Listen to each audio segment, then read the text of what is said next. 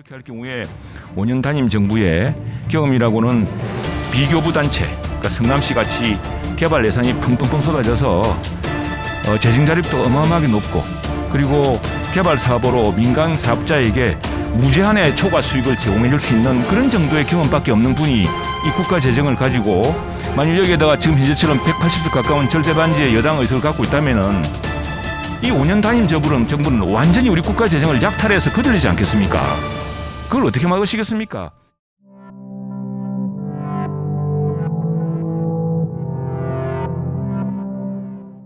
네, 대한민국 민주화 산업화유람 대한민국 지정의 도시 마산하포 최영두입니다. 우리 부총리님 그리고 국무위원님들 어젯밤 늦게까지 이어서 12시간도 안 돼서 다시 보는 거죠. 고생 많으십니다. 시간 부족으로 어제 다 이야기를 못했는데 우선 부총리님께 우리 재정 건전성을 지키기 위한 정부의 마지막 노력이 얼마나 중요한지 다시 한번 환기시키겠습니다. 부총리님, 이재명 후보가 부자 나라 가난한 국민이 온당한 일이냐 이렇게 이야기를 했습니다. 그러면 지금 국민들이 어려운 것이야 다 아는 것이고 그나마 나라 재정을 거들려고 빚진 나라를 만드는 일은 온당한 일입니까? 그냥 예 아니요만 해주십시오. 예, 그거는 무슨지 아시죠? 예. 그리고 이 부총님 잘 아시겠지만 나라가 낸 빚은 그러면 나라가 갚습니까? 대통령이 갚습니까? 당장 미래 세대인 2030 세대가 세금으로 갚아야 되는 것 아닙니까?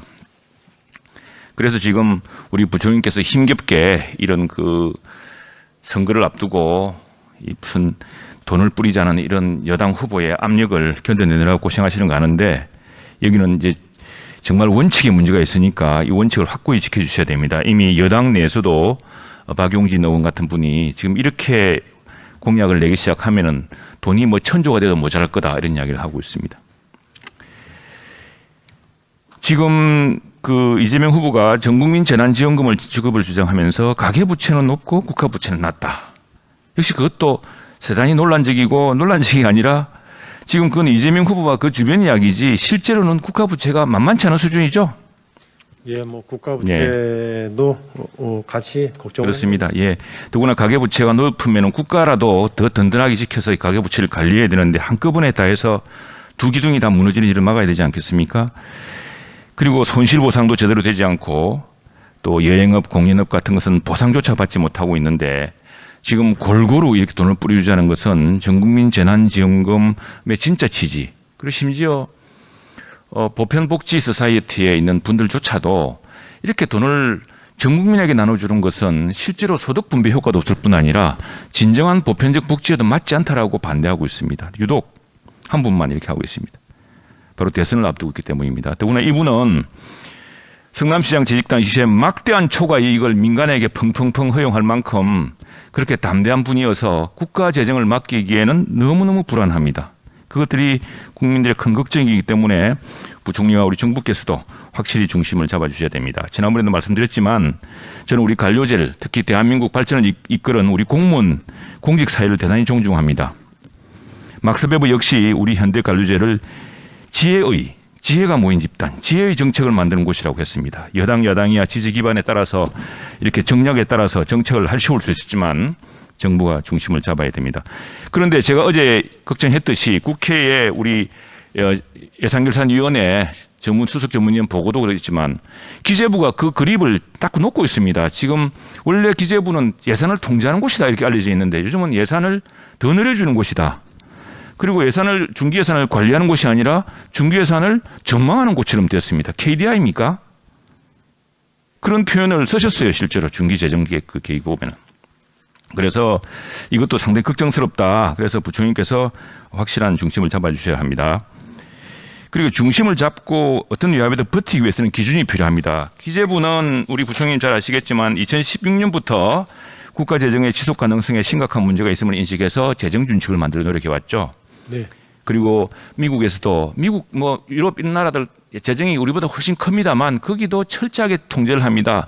페이고라는 제도 제가 워싱턴 특파원할 때 우리 부총리님이나 차관님이나 다 워싱턴 근무하시면서 아셨을 텐데 하나 하면 다른 하나 항목을 줄여서 그렇게 큰 나라도 그렇게 기축통화국가도 그렇게 운영하려고 합니다. 그런데 지금 우리는 기재부가 그렇게 오랫동안 노력했습니다만 작년에 재정 과정을 보면은 청와대 여당의 압력 때문에 재정 준칙인지 이게 뭐 무슨 그냥 재정을 막 쓰는 것을 그냥 방관하기 위한 무슨 것인지 있으나마나한 재정 준칙을 지금 만들었습니다. 여기에 대해서는 정확하게 학자들은 이런 한국형 재정 준칙은 국가 채무가 늘어날 수밖에 없는 미래 세대에 지출 감축의 부담을 떠넘기겠다는 현 정부의 의지를 산식으로 보내줬다라고 아주 혹평을 하고 있습니다. 그분 어떻게 생각하십니까? 네, 의원님 재정 준칙을 제가 정확히 이해하고 있지 못하시는 게 아닌가 저는 생각이 듭니다. 지금 재정 준칙이 사실은 너무 엄격하다고 할 정도의 지적을 저는 많이 받았는데요. 지금 이거 가지고 여당에서 이제 그렇게 해서 지금 기재부가 많이 양보해가 재정 준칙을 허술하게 만들었지 않습니까? 그렇지 않습니다. 제가 2016년에 보면은요. 재정 준칙의 내용을 2016년에는 그렇지 않습니다. GDP 대부 국가 채무 45%, 관리정수 수적자 3% 한도 설정했는데 지금은 어떻게 되냐면은 국가 채무비율이 60% 미달하는 현재는 재정적자를 3% 이상 허용하고 채무비율이 60%를 초과하면은 재정적자를 3%. 지금부터 해나가야지. 그러면 60%를 넘었으면 그때는 더 쪼우고. 이게 앞뒤가 안 맞는 말이지 않습니까? 지금 21년, 22년 혹시 그 준칙으로 한번 해보셨나요? 자, 그래서 해도 지금도 적용하기면 굉장히 엄격하다는 다 점을 기록에 남는 이야기니까 다시 한번 좀 말을 좀 말씀을 신중하게 해주시고 다음에 이 우리 부총리에 대한 기대가 큽니다. 우리 부총리님 저 국회 인준해 줄 때 여야가 다 만장일치로 해줬습니다. 그만큼 전문성에 대한 기대, 중립성에 대한 기대, 역대 정부를 다 일해본 그 경험을 우리 높이 샀던 겁니다.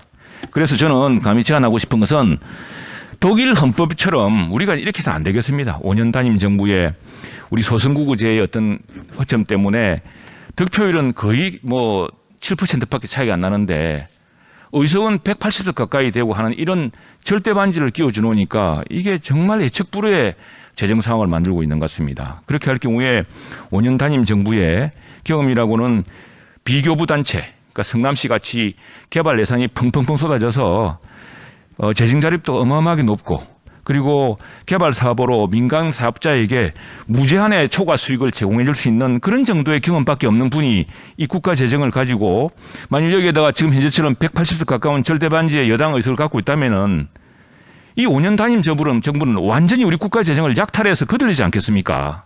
그걸 어떻게 막으시겠습니까? 물론 부총리 임기는 끝나겠지만 그다음 부총리는 어떻게 그걸 막겠습니까? 그래서 저는 헌법 개정이 어렵더라도 독일의 재정 준칙에 준한 우리가 독일이야말로 우리 사회 여러 부분 아니겠습니까? 이 정도의 준하는 그런 제도를 도입해야 하지 않겠습니까? 예, 의원님 뭐 헌법 문제까지 제가 말씀드리기는 어려운데요. 저는 저희 정부가 제출한 이 재정 준칙에 관한 법이라도 빨리 이번 정기국회에 처리를 해주시면 저는 뭐 그렇게 하겠습니다. 큰 도움이 될 것 같습니다. 저희 당은 독일 헌법계 규정에 준할 만큼 특히 우리 공무원들이 공직자들이 양식과 상식과 지혜의 범위에서 벗어나서 과도한 압력에 흔들리지 않도록 최선을 다해서 그 법을 만들어내겠습니다. 또 하나 이번에 국가재정 예산도 또 슈퍼 예산인데 저희들로서는 예산을 더 늘릴 수도 없고 국회가 예산 편성권이 없는 만큼 지금 정부 예산 중에서 불합리하다 생각하는 부분을 대규모로 저희들은 삭감하겠습니다. 삭감한 뒤에 저희 국민들이 원하는 저희 소상공인들 그리고 피해를 보는 업종들이 원하는 방식으로 또 정말 미래 동력과 지방 경제를 살리는 방식으로 우리 정예관을 또 내겠습니다. 이 부분에 대해서도 기재부가 적극적으로 협조해 주시기 바랍니다. 그렇게 하시겠습니까? 예, 뭐 우선순위가 떨어진 사업이 반영돼 있다면 그거는 뭐 네, 그렇게 해서 훨씬 편하게 얘기해 주십시오.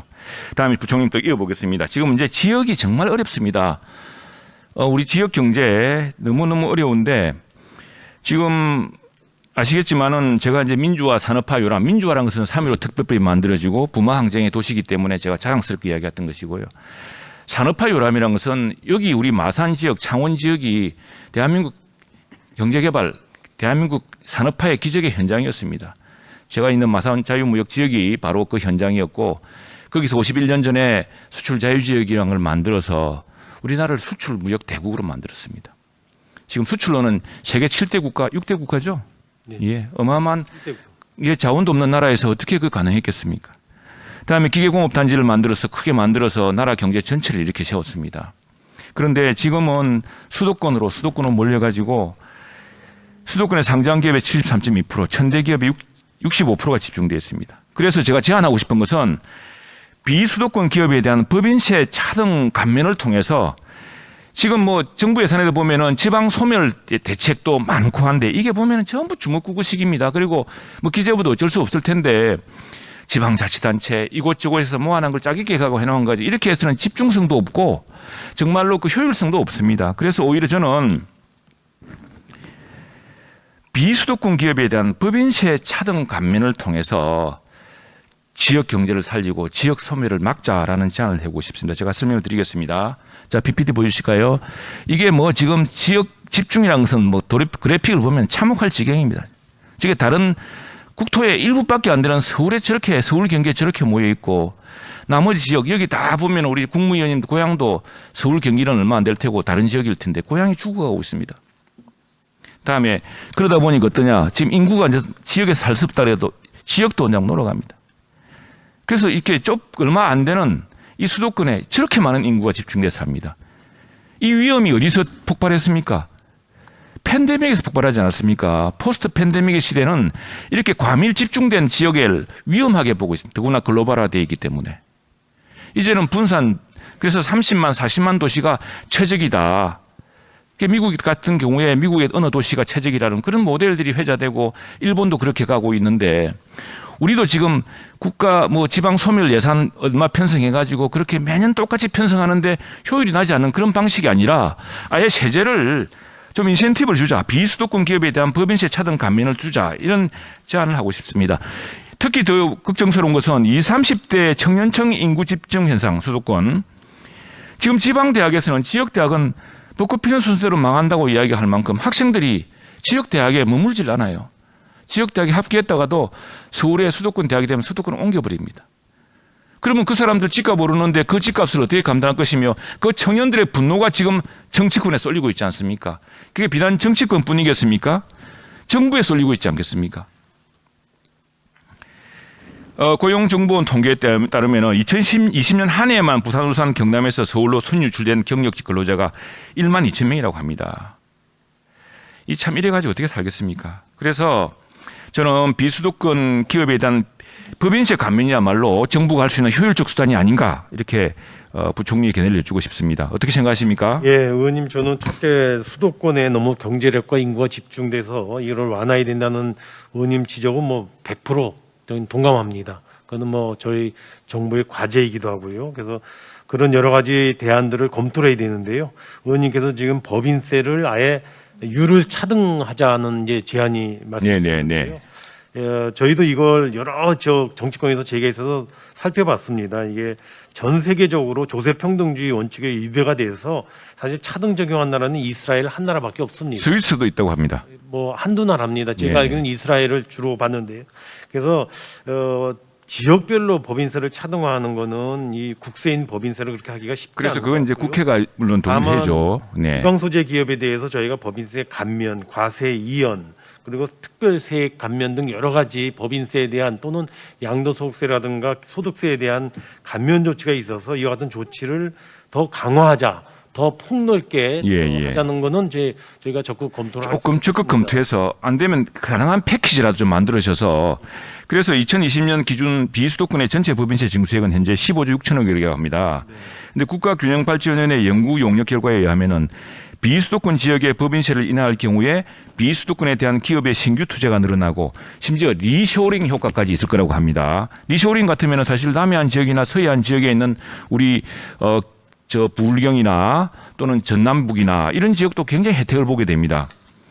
그렇게 되면은 이제 세율은 떨어지더라도 지방 그쪽 지역에서 기업의 세수가 절대 늘어날 것이다 이런 이야기입니다. 또 연구 보고서에서는 스위스나 이스라엘의 경우 수도권에서 지리적으로 멀고 정주 여건이 부족한 지역일수록 법인세를 더 낮추어주는 법인세 차등 정책으로 국가 균형 발전을 가능하게 만든 선례가 있다고 합니다. 적극적으로 검토해 주십시오. 예. 자, 부총리 하나만 더 여쭤보겠습니다. 탄소 중립 경제 예산. 이 참 탄소 중립 경제 가야 할 길입니다. 탈탄소. 저희가 21대 국회가 돼서 첫 교섭단체 대표연설에서 주호영 원내대표가 당시에 탈탄소, 탈원전 문제가 아닙니다. 그런 소모적 논쟁보다는 탈탄소로 가야 한다. 그런데 탈탄소로 가지 않고 탈원전에 집착한 나머지 우리나라가 기후 악당 국가가 되었습니다. 그러다 갑자기 지금 급가속을 하는 바람에 기업들이 죽을 지경입니다. 그게 뭐냐면은 바로 탄소 중립 경제 관련 부분이 예산 부분입니다. 지금 내년도 탄소 중립 경제 예산이 약 12조가 편성되어 있습니다. 내년도 예산의 약 2% 정도입니다. 그래서 이건 물론 필요한 일이고 꼭 가야 되는데 이 같은 갑자기 탈원전 한다고 이렇게 전체적으로 기후 악당 국가로 만들어 놓고 그러다 보니까 갑자기 탈탄소 목적을 높이기 위해서 이렇게 급가속을 밟아버리면은 죽는 것은 누굽니까? 기업과 가게입니다. 그리고 재정의 지속 가능성을 유지하기 위해서도 이 더 긴박한 필요가 제기된다고 합니다. 근데 지금 2030년까지 2018년 대비 26.3%를 감축하겠다는 목표를 40%로 상향 조정했습니다. 이렇게 되면은 2030년까지 연평균 4.17%를 감축해야 되는데 이것은 영국과 미국의 온실가스 연평균 감축 목표 2.81%보다 높은 수치입니다. 그래서 여기에다가 지금 석유, 천연가스 등의 에너지원 가격 상승이 오르고 전기요금 상승 그리고 정부의 탈원전 정책으로 원전의 의존 비율이 늦어지면서 에너지 위기 상황이 점차 확대되고 있다는 건 동의하시죠? 부총리. 예, 그래서 여기에 이제 인플레이션 압력까지도 우려되고 있습니다. 그래서 한국은행이 지난 10월 27일 펴낸 우리나라와 미국의 주요 물가 동인 점검 보고서를 보면은 이 화석연료를 중심으로 에너지 가격이 상승하면서 탄소 중립 이행에 따른 물가 상승 압력 확대를 의미하는 그린플레이션의 우려가 확산되고 있다고 밝혔습니다. 그래서 한국은행까지도 이런 정책의 급격한 전환에 대한 우려를 나타내고 있습니다. 그래서 지금 우리가 이건 필요하지만 이 탄소 중립 예산 목표는 분명한데 전체적인 중기 재정 소요 계획이 없습니다. 여기에 대해서 굉장히 엄밀한 좀 계획을 좀 다시 세워주기를 촉구합니다. 예, 의원님 지금 말씀 주신 대로 탄소 중립은 저희가 선택할 수 있는 사안이 아니고 이제 필수로 가야 되고요. 이걸 방법과 내용을 정교하게 여러 가지 말씀. 어려움이 있어서 네. 정부가 내년도에 12조 원의 예산을 통해서 네, 알겠습니다. 기업들과 같은 전환을 적극 지원해 나가도록 하겠습니다. 네, 부총님 감사합니다. 산업부 장관이 미국 가셨죠? 차관님 나오셨습니까? 예, 산업 차관 나와 있습니다. 예, 예. 제가 이제 지역 경제를 살리는 구체적인 사안을 하나 이야기하겠습니다. 로봇입니다. 로봇. 저희 경남 지역 경우에 이제 로봇 산업에 대한 발전 전략을 여쭤보고 싶은데요. 로봇이라는 게 우리 대한민국이 로봇을 가장 많이 쓰는 국가입니다. 알고 계시죠? 예, 알고 예, 있습니다. 제조용 로봇, 특히 창원에서 가장 많이 씁니다. 근데 서비스 로봇 공동 플랫폼 이제 제작 실증 사업으로 산업 생태계를 조성해 보자. 지역 경제를 살리기 위해서, 특히 경남 지역 경제를 살리기 위해서 그런 제안을 하고 싶습니다. 구체적으로는 지금 대구에 있는 한국로봇산업진흥원 경남 분원을 좀 신설하자. 로봇을 가장 많이 사용하는 공업 지역에 이 로봇을 연구하는 기관이 없으니만큼 이 부분을 분원 방식으로 좀 같이 하자. 그렇게 이야기하고 싶습니다. 특히 서비스 로봇 산업의 연평균 성장률이 대략 얼마쯤 되는지 아십니까? 한 13% 됩니다. 13%. 특히 로봇 산업은 최첨단 IT 기술 융합 산업으로 4차 산업혁명의 핵심 기술이라고 합니다. 그래서 로봇 산업은 기계, 자동차, 항공, 조선 부품 소재와 반도체, 전기전자, 복합, 이 육합 아주 다양한 산업과 연계된 융복합 산업입니다. 여기에 기계, 항공, 조선 이 전부 창원, 경남에 다 있습니다. 그래서 이 부분을 결합시킬 수 있는 이게 나와야 될 것 같고요. 지금 우리나라도 2008년에 로봇 특별법이 만들어지고 지금 거기에 따라서 2009년에 경남에서 경남 로봇 재단이 설립되고 마산에 로봇랜드가 지금 만들어져 있습니다. 그런데 정부가 여기에 대한 구체적인 산업 발전 계획을 추진하지 않음에 따라서 지금 로봇랜드는 그냥 놀이공원만 되고 있습니다. 언제까지 마징가제트만 바라보는 그런 걸 해야겠습니까? 여기는 지금 경남과 창원이 그리고 마산 하포가 이 로봇랜드를 통해서 지금 전 세계적으로 성장하고 있는 로봇 산업의 어떤 중심이 되겠다는 주민들의 의지, 도민들의 의지가 그렇게 강렬한데 정부가 방관하고 있다는 느낌이 듭니다. 그래서 이 산업부와 협의가 늦어서 오늘 정부안에는 올라가지 못했습니다만 서비스 로봇 공통 플랫폼 제작 실증 사업을 저희가 여기서 좀 진행하고자 합니다. 제조업, 소재 부품 공급업체가 많은 경남의 우수한 산업 생태계를 활용해서 국산화가 높은 국산화가 필요한 서비스 로봇 부품과 소프트웨어 개발을 지원하는 사업으로 반드시 필요한 사업이라고 생각합니다. 어떻게 생각하십니까? 예, 의원님 말씀하신 취지 저희 충분히 이해를 하고 있고요. 그 사항들 좀 감안해서 저희 적극 검토하도록 하겠습니다. 예, 지난 2월에 경남을 포함한 5개 지역이 소재 부품 장비 특화 단지로 지정된 바 있습니다. 근데 특히 초정밀 가공 장비는 기계를 만드는 기계로서 정밀 가공 산업의 핵심 장비입니다. 그게 대부분 창원에서 이루어지고 있습니다. 그래서 우리나라는 기계 분야의 첨단 기술의 부재 때문에 독일이나 일본, 미국 같은 선진국에 비해서 제조 수준 격차가 점점 커지고 있고 초정밀 가공 장비의 경쟁력이 약화되고 있는 실정입니다. 생산 공정에서 90%가 해외 수입에 의존하고 있는데 우리가 자꾸 전략 물자라든가 이 전략 물자에 대해서 이제 그 글로벌 서플라이 체인에만 의존하면 안 되겠다. 독자적인 걸 확보해야겠다 생각하지 않습니까? 이번에 많은 경험을 하고 있죠. 예, 맞습니다. 예, 그래서 이 기술 격차도 줄이고 또 제조 로봇이 많고 제조 산업의 핵심인 이미 쇠락해가고 있는 경남에 이런 서비스 로봇 산업 플랫폼 공동 플랫폼 제작 실증 사업을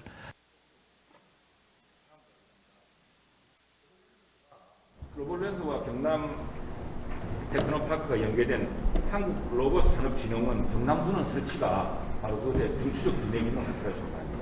지금 대구에 로봇진흥원이 있는데 경남부는 창원에 로봇랜드에 꼭 설치해 주기 그러니까 계획을 산업부가 구체적으로 밀도 있게 진행 신탁드립니다. 이게 그렇게 하시겠죠? 검토하겠습니다.